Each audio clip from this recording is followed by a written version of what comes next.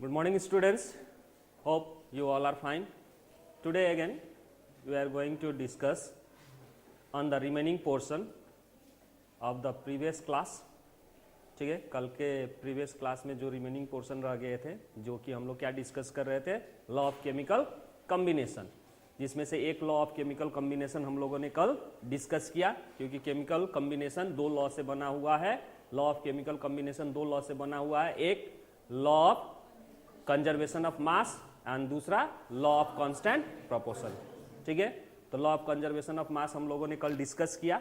उस लॉ में क्या कहा गया है कि कोई भी केमिकल रिएक्शन होता है, ठीक है, तो उसमें क्या होता है, आपका मास जो है ना इधर भी क्रिएटेड होते हैं और ना ही उसको हम क्या कर सकते हैं, डिस्ट्रॉय कर सकते हैं. दैट मीन्स अदर वर्ड में कहें तो जो मास ऑफ द रिएक्टेंट होता है वो always equal to the mass of the product, जिसको हम लोगों ने न्यूमेरिकल करके भी कुछ क्लियर किए थे. ठीक है, तो आज हम लोग डिस्कस करेंगे लॉ ऑफ कांस्टेंट प्रोपोर्शन. अब लॉ ऑफ कांस्टेंट प्रोपोर्शन क्या कहता है, ठीक है, तो हम लोग अब स्टेटमेंट देखते हैं.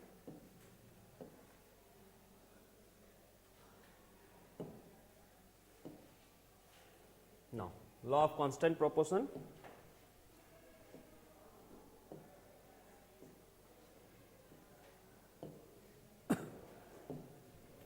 Law of constant proportion in year 1794 में, ठीक है, in 1794 the French chemist जिनका नाम क्या था, जोसेफ प्रॉस्ट, ठीक है, उन्होंने ये फॉर्मुलेटेड किया था लॉ ऑफ कांस्टेंट प्रोपोर्शन को. ठीक है, किसने किया था, तो फ्रेंच केमिस्ट, नाम जोसेफ, ठीक है, प्रॉस्ट. ठीक है, नाउ अब ये लॉ क्या कहता है, so the law of constant proportion states that, ये लॉ ये कहता है कि कोई भी केमिकल कंपाउंड हो, ठीक है, always contain its components elements in fixed ratio and does not depends on its surface and method of preparation. यानी ये क्या कह रहा है, जो constant law of constant proportion ये है कि अगर कोई भी कंपाउंड, जैसे आप लोग पढ़े कि कंपाउंड जो है क्या है, कंबाइन होके बनता हो है, क्या कंबाइन होके, तो एटम चाहे एलिमेंट्स. ठीक है, तो एटम एटम कंबाइन होके क्या बनता है, आपका कंपाउंड बनता है. तो ये कोई भी कंपाउंड में जो कॉम्बिनेशन हुआ है एटम का, वो कॉम्बिनेशन जो एटम का है वो हमेशा क्या रहता है, एक फिक्स रेशियो में रहता है.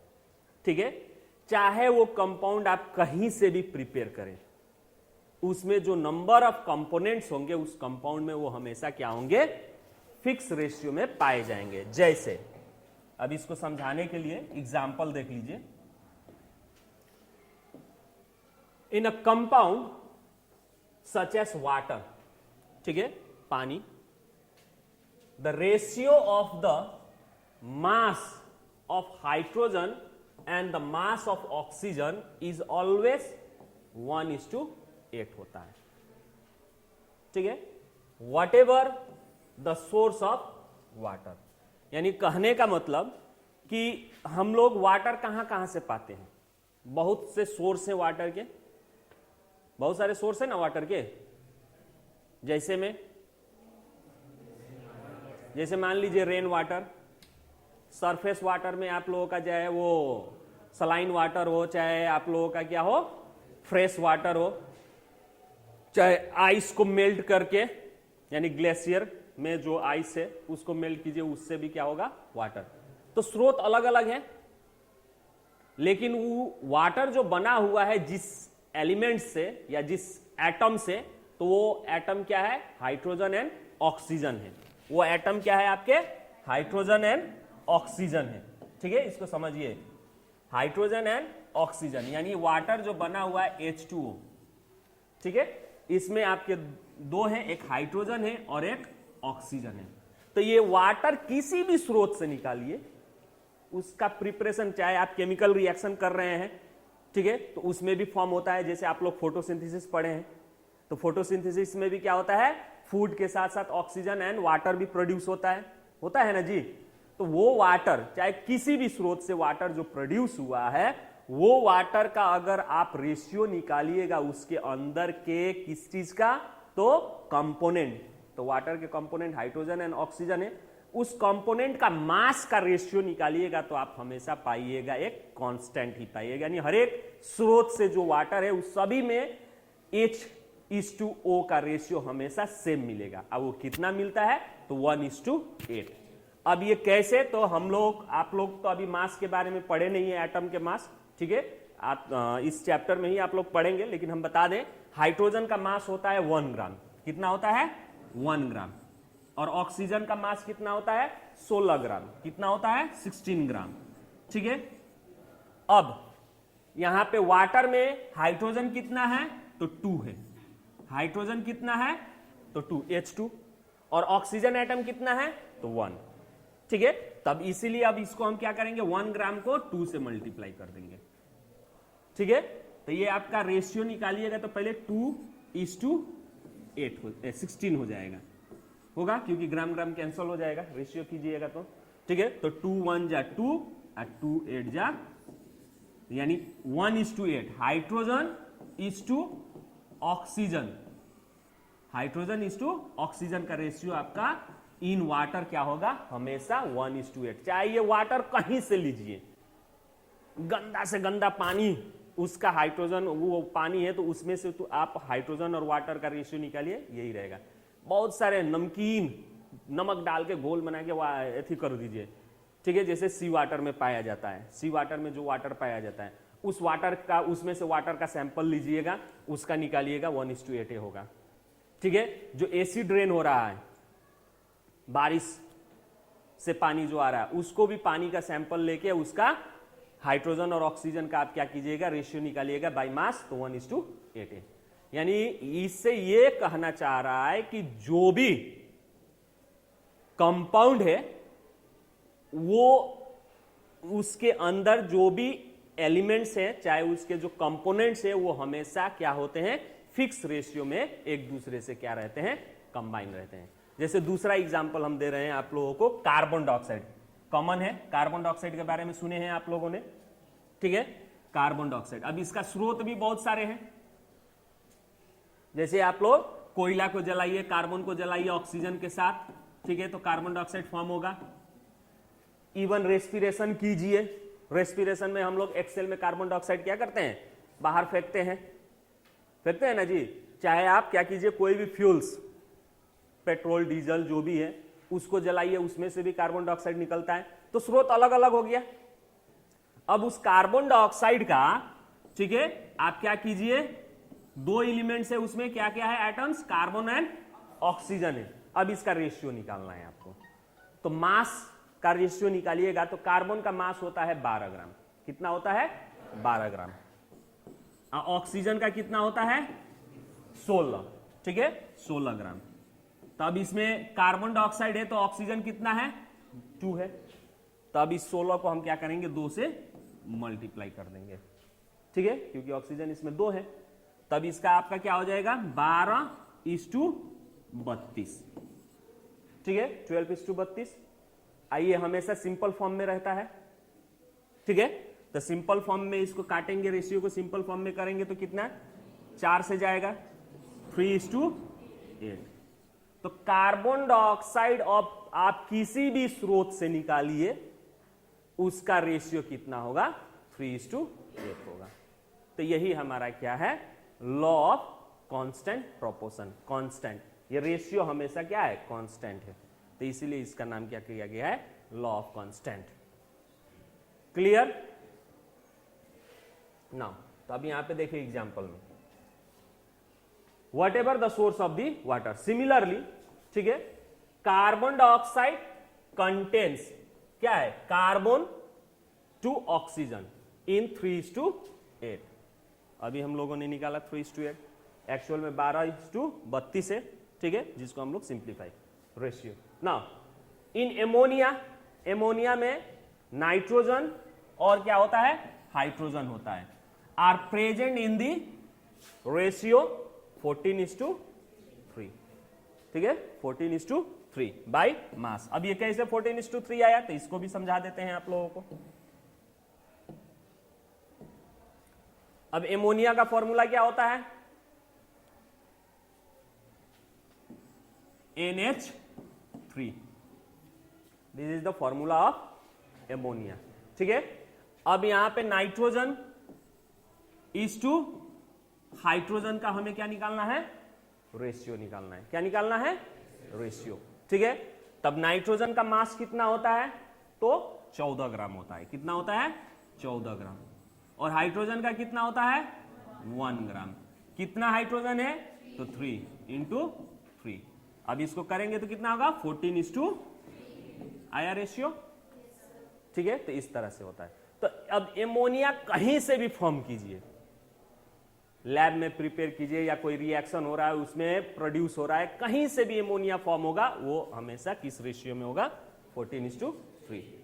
तो सिंपल सा लॉ ऑफ कांस्टेंट प्रोपोर्शन यही कहता है आप लोगों को, ठीक है। ये इसका स्टेटमेंट यही है कि जो भी केमिकल कंपाउंड्स है, वो उसके अंदर जो भी कंपोनेंट्स है, वो कंपोनेंट्स हमेशा क्या होते हैं, एक सिंपल रेशियो में होते हैं। वो रेशियो हमेशा क्या होता है, कांस्टेंट होता है, फिक्स होता है, ठीक है। वो एलिमेंट या फिर वो एटम कंबाइंड होके जो कंपाउंड फॉर्म होता है, चाहे उसका स्रोत कुछ भी हो, कहीं से भी प्रोड्यूस हो रहा हो, अगर वही कंपाउंड फॉर्म हुआ तो उसका जो रेशियो होगा कॉम्बिनेशन एटम का चाहे एलिमेंट्स का, वो हमेशा क्या होगा, फिक्स रहेगा, ठीक है।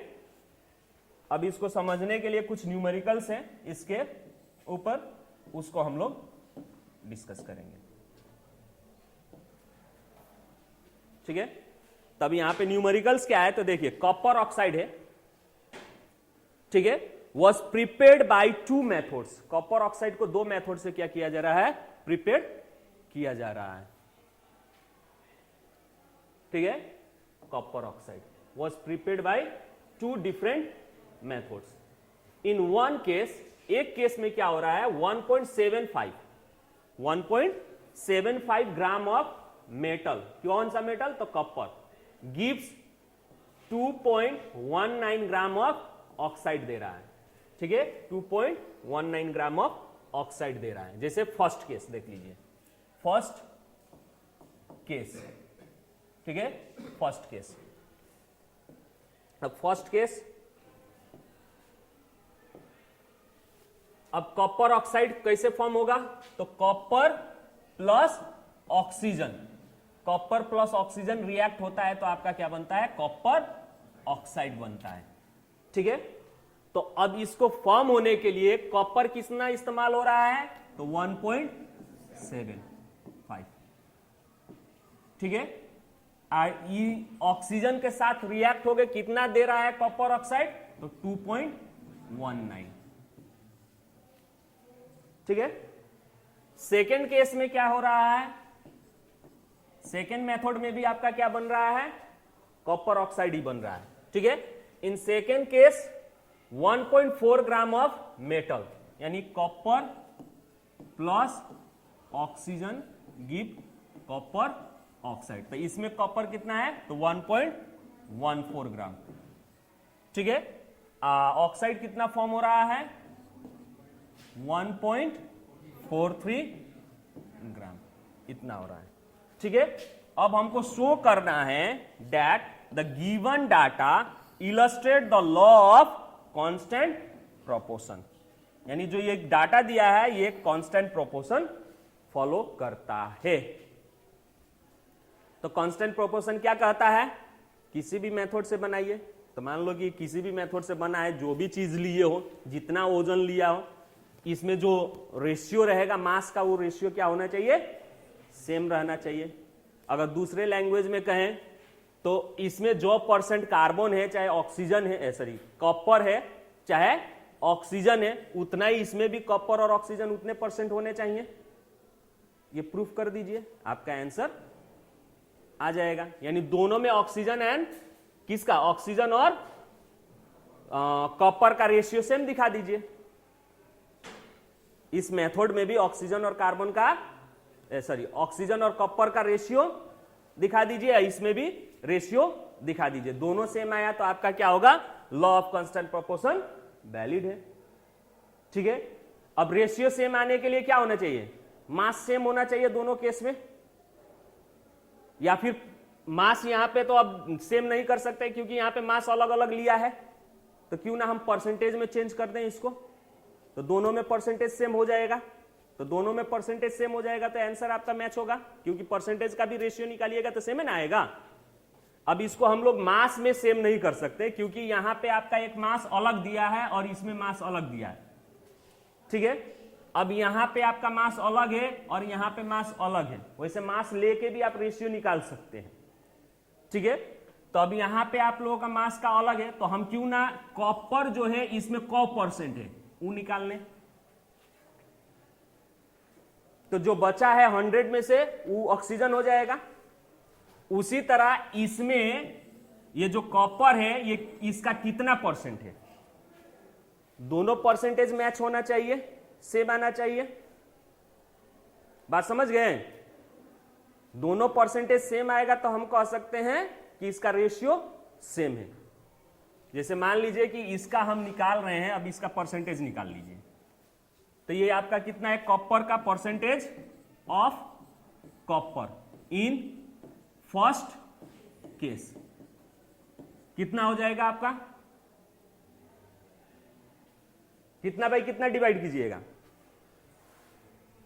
मास ऑफ द कॉपर, कॉपर जो दिया है, मास of the copper divided by mass of the copper oxide into, तो परसेंटेज आ जाएगा ना जी कॉपर का, तो मास ऑफ दी अब कॉपर डालिए कितना है 1.75 और mass of the copper oxide 2.19 into 100।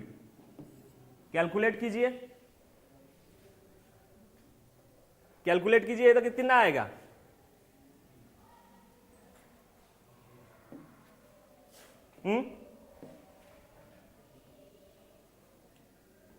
Calculate करके दिखाना पड़ेगा। तो मान लीजिए ये आपका कितना है 1.75 डिवाइडेड बाय 2.19 इंटू 100। मान लीजिए पॉइंट नहीं है, पॉइंट काट सकते हैं ना, क्योंकि दोनों का सेम डेसिमल पॉइंट है। ठीक है, डेसिमल प्लेस सेम है, हटा दीजिए, तो 175 219 गुना 100। ठीक है, अब इसको हम क्या कर लें, रफ कर लीजिए, क्या 175 को 219 से भाग कर दीजिए, 0 बार 175, अब नहीं जाएगा दशमलव। ठीक है, यहां पे एक 0, लगभग कितना जाएगा, 8 बार जाएगा।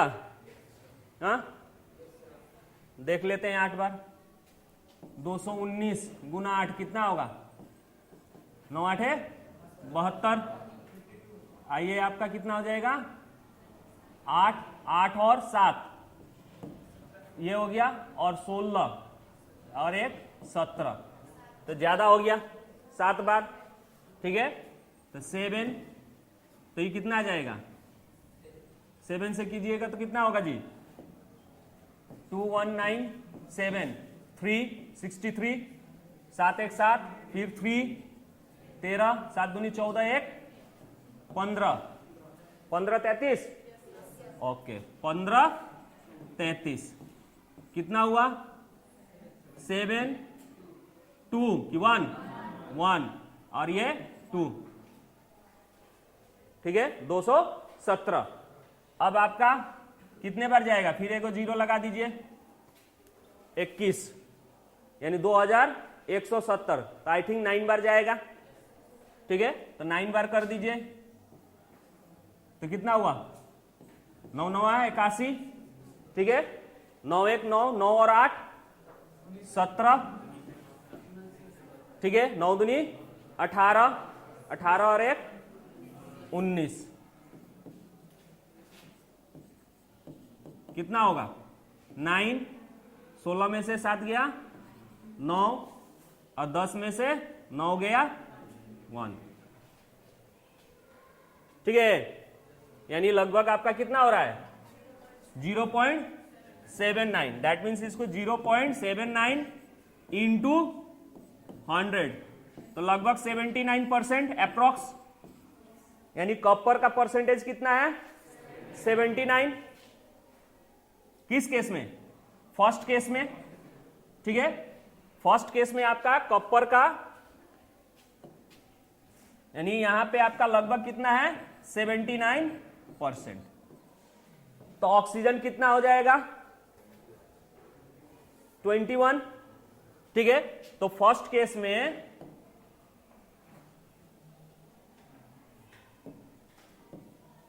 यानी first case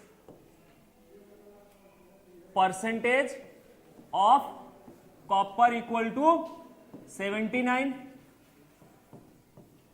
and percentage of oxygen equal to कितना हुआ 29। सिमिलरली हम लोग सेकेंड केस में निकाल लें, सेकेंड केस में। ठीक है, तो इन second case percentage of copper कितना होगा, तो 1 मास of the copper by mass of the copper oxide into 100 होगा ना जी, होगा ना। तभी निकालेंगे तो कितना होगा, इसका भी ये डेसिमल हटा दीजिए, तो 114 भागा 143। अब इसको भी कर लीजिए डिवाइड, तो 114 को 143 से भाग कीजिएगा तो फर्स्ट टाइम 0, तो 114, अब यहां पे 0 तो कितना बार जाएगा 7 बार जाएगा, तो कितना हुआ 1001। सो 9 3 एंड 1 139। अब कितने बार जाएगा 9 बार जा रहा है, कितना जाएगा 1287। ओके, माइनस करने पे कितना आएगा 3। ठीक है, 0 1 होगा, दैट मीन 79% आया ना जी। तो उसका भी हम लिखेंगे in second case percentage of copper equal to 79% and percentage of oxygen is also 21%। अगर हम यहां पे रेशियो निकालते फर्स्ट केस में कॉपर इज टू ऑक्सीजन, तो ये 79 इज टू क्या होता है आपका 21।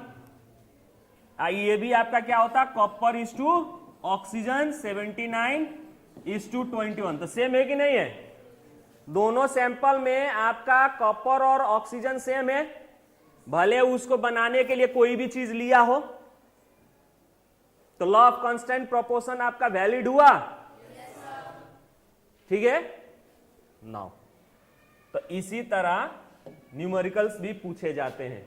ठीक है, अब एक क्वेश्चन और है।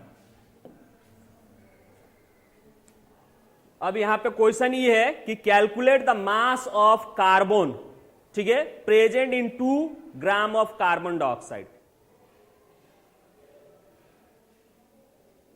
क्वेश्चन क्या है, calculate the mass of carbon present in 2 gram of carbon dioxide.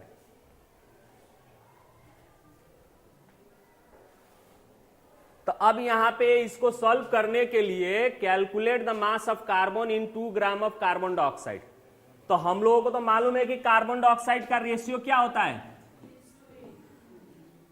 Carbon dioxide में कार्बन और ऑक्सीजन का रेशियो क्या है 3:8। ये मालूम है, ये मालूम है 3:8। इसका मतलब क्या हुआ, इससे आपका क्या बन रहा है, कार्बन डाइऑक्साइड बन रहा है ना। इसका मतलब यह हुआ कि 3 मान लीजिए gram carbon and 8 gram of oxygen मिलकर क्या बनता है, मिलके क्या बनता है, 11 ग्राम कार्बन डाइऑक्साइड बनेगा। इसका मतलब यही ना हुआ कि 3 ग्राम कार्बन 8 ग्राम ऑक्सीजन मिलके 11 ग्राम कार्बन डाइऑक्साइड बनेगा। या फिर इसको हम दूसरे लैंग्वेज में ये भी कह सकते हैं कि इन 11 ग्राम ऑफ कार्बन डाइऑक्साइड, ठीक है, इन 11 ग्राम ऑफ कार्बन डाइऑक्साइड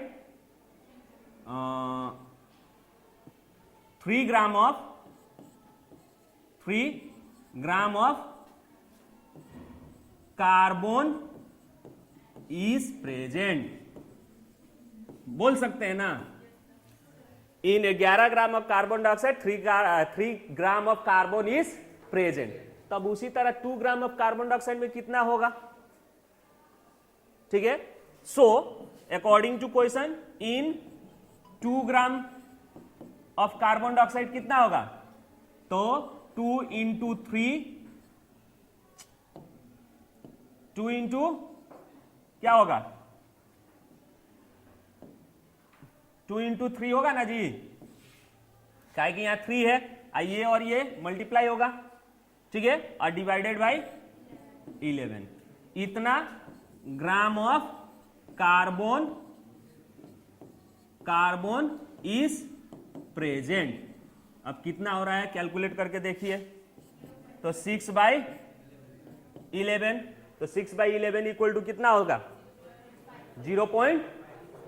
कितना 545 equal to 0.545 gram of carbon. Clear. अब ये न्यूमेरिकल इसलिए हुआ क्योंकि हम लोगों को मालूम है कि कार्बन और ऑक्सीजन कभी भी कंबाइन होगा तो इसी रेशियो में कंबाइन होगा, तबे ना ये आंसर आया, ये रेशियो लिए तबे, चाहे वो कोई भी स्रोत हो, कार्बन डाइऑक्साइड फॉर्मेशन का वो कोई भी स्रोत हो, कैसे भी कार्बन डाइऑक्साइड बना हो कार्बन और ऑक्सीजन में, ठीक है, तो उसमें वो हमेशा इसी रेशियो में क्या होता है, कंबाइन होता है। तो यहां पे भी लॉ ऑफ कांस्टेंट प्रोपोर्शन आपका क्या हुआ, वैलिड हुआ। Clear, understand. तो यही कहता है आपका लॉ ऑफ कांस्टेंट प्रोपोर्शन। सो यानी अब तक हम लोगों ने क्या पढ़ा, अब तक हम लोगों ने एटम्स और मॉलिक्यूल्स में ये पढ़े कि चैप्टर 1 और चैप्टर 2 जो इस क्लास से रिलेटेड है, उसमें सिर्फ मैटर के बारे में बोला गया है और मैटर के क्लासिफिकेशन के बारे में आप लोगों को समझाया गया है, ठीक है। उसके बाद से इस चैप्टर में जब लोग मैटर किस चीज से बने हैं उसके ऊपर सोच रहे थे, ठीक है, तब उन लोगों को ये आइडिया मिला, ठीक है, जैसे बहुत सारे फिलोसोफर्स थे, चाहे इंडिया के हो चाहे ग्रीक के हो उस वक्त समय के, ठीक है, तो वो लोग ये पहले ही बोल चुके थे कि जो भी मैटर है वो क्या है, टाइनी पार्टिकल से बने हुए हैं, जिसको इंडियन फिलोसोफर्स ने उसको क्या बोला, परमाणु बोला। तो उसी समय के जितने भी ग्रीक के थे उन लोगों ने उसको क्या बोला, एटम बोला, ठीक है। और यहां तक कि यह भी बोला गया कि जितने भी एटम्स है वो नेचर में फ्री नहीं पाए जाते हैं, वो किसी ना किसी के साथ कंबाइंड फॉर्म में पाए जाते हैं। तो कंबाइंड फॉर्म में पाए जाते हैं तो किस रूल के हिसाब, चाहे क्या ऐसा लॉ है जिसके हिसाब से वो क्या होते हैं, कंबाइन होते हैं। तो उस कॉम्बिनेशन को, मतलब जिस कॉम्बिनेशन से एटम्स एक दूसरे से कंबाइन होकर कंपाउंड बनाते हैं, उस कॉम्बिनेशन को लॉ ऑफ केमिकल कॉम्बिनेशन कहते हैं। इसको दो व्यक्ति ने इस लॉ को क्या किया, प्रूफ किया, फॉर्मुलेटेड किया। एक एंटोनी ने किए जिन्होंने क्या किए, law of conservation of mass, और दूसरा जोसेफ जिन्होंने क्या किया, लॉ ऑफ कांस्टेंट प्रोपोर्शन। ठीक है। Law of conservation of mass यही कहता है कि कोई भी चीज एक दूसरे से क्या हो, रिएक्ट करेगा, तो वो उसका मास जो होगा वो उसका मास हमेशा क्या रहेगा, कंजर्व रहेगा। दैट मीन्स ना तो मास क्रिएट होगा नया और ना ही मास डिस्ट्रॉय होगा। अगर दूसरे लैंग्वेज में कहें इन टर्म्स ऑफ एटम, तो रिएक्टेंट में जितना नंबर ऑफ एटम है प्रोडक्ट में भी उतना नंबर ऑफ एटम होगा। अगर मास के टर्म में कहें तो रिएक्टेंट में जितना मास इस्तेमाल हुआ होगा, कोई भी एलिमेंट्स, जो भी मटेरियल लिया गया होगा, चाहे जो भी एलिमेंट, चाहे जो भी एटम, उतना ही मास आपका क्या होगा, प्रोडक्ट में भी होगा। ठीक है। और लॉ ऑफ कांस्टेंट प्रोपोर्शन क्या कहता है, तो लॉ ऑफ कांस्टेंट प्रोपोर्शन यही कहता है कि जब भी कोई एलिमेंट्स एक दूसरे से कंबाइन होते हैं, चाहे एटम्स एक दूसरे से कंबाइन होते हैं और कंपाउंड फॉर्म करते हैं, तो वो कॉम्बिनेशन जो होता है एटम्स का वो एक फिक्स रेशियो में होता है। चाहे आप कोई भी क्या कर ले, क्वांटिटी लेके कंबाइन करें, ठीक है, वो हमेशा फिक्स रेशियो में, सिंपल और फिक्स रेशियो में क्या होता है, कंबाइन होता है। क्लियर। तो यहां तक हम लोगों ने पढ़ा। अब इसके बाद से ठीक है, लोग को मालूम चल गया, मतलब जो भी हो, कल्पनिक हो, उसका कोई एविडेंस नहीं था उस वक्त, तो अब दूसरे लोग उसके ऊपर और रिसर्च करने लगे कि ये एक्चुअल में पार्टिकल्स जिसको हम लोग एटम कह रहे हैं, ठीक है, ये होता कैसा है। तो इसके बारे में भी एक व्यक्ति थे जिनका नाम क्या था, डाल्टन। उन्होंने एक थ्योरी लिखा, किसके ऊपर, तो एटम के ऊपर। तो वही एटम के थ्योरी हम लोगों को पढ़ना है, डाल्टन्स एटॉमिक थ्योरी। उन्होंने एटम के बारे में अपना थ्योरी बोला है।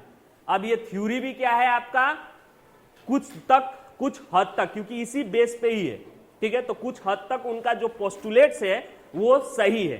अब कुछ ड्रॉबैक्स भी है, ठीक है, तो वो ड्रॉबैक्स के बारे में भी पढ़ेंगे as a limitation of Dalton's atomic theory, और postulates of Dalton's atomic theory के बारे में हम लोग पढ़ेंगे। तो ये चीज हम लोग नेक्स्ट क्लास में पढ़ेंगे।